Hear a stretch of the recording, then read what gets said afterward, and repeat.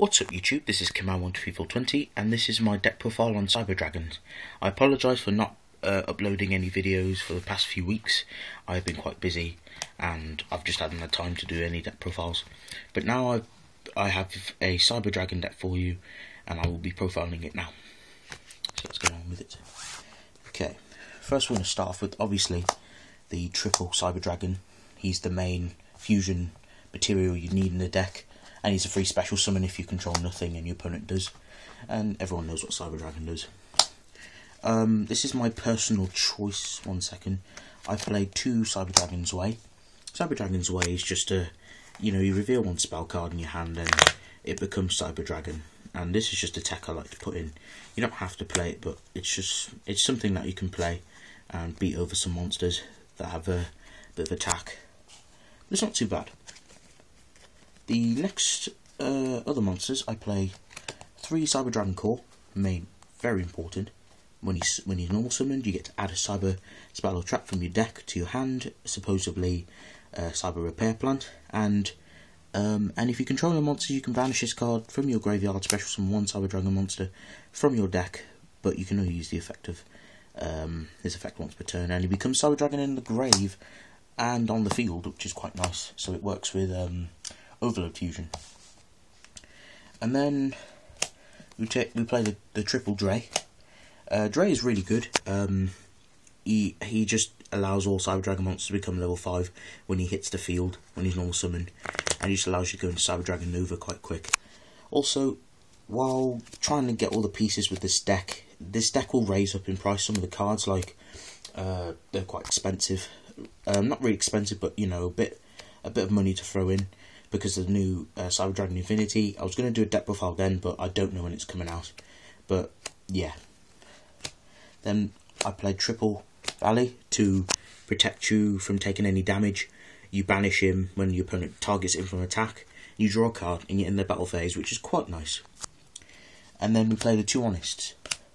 Honests is really good because, say if your opponent does breakthrough skill, your cores or your valleys, because they become relatively useless after they've served their purpose, you want to drop Honest to protect them. And then the last 2 monsters, I play 2 Veilers. That's it for the monsters. Spells. I play triple MST, just back row removal. The reason why you play triple MST is because if your opponent has any type of way of stopping your plays, it really hurts the deck. You will crash if your opponent plays something like Bottomless when you're trying to get powerbond off. And then next we play the triple Cyber Repair Plant. It's a really good card. If you have 3 Cyber Dragons in your grave, you get to activate both effects, or if you don't, you just activate 1.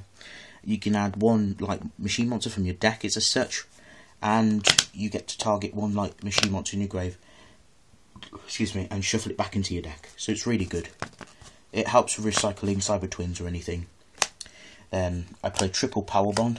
This card is brilliant, essential for OTKing your opponent, and it's just the best fusion spell card for machines. And then I play 2 Overload Fusion. I might bunk this to 1, because if powerbond doesn't go off correctly, we still have the Overload Fusions to go into Cimera Tech. Also I play 2 Dark Hole for monster removal. The one like Redemption, I probably would take it out because I'm running Burial. So yeah, I'll probably just take this out. Then we play the 1 Burial just to recycle any banished machine monsters through Overload. And then I play the 1 Fusion Conscription to get the targets to hand. The 1 day a piece if powerbond doesn't go off as successfully as I hoped for, and then with the 1 limit removal to call it game.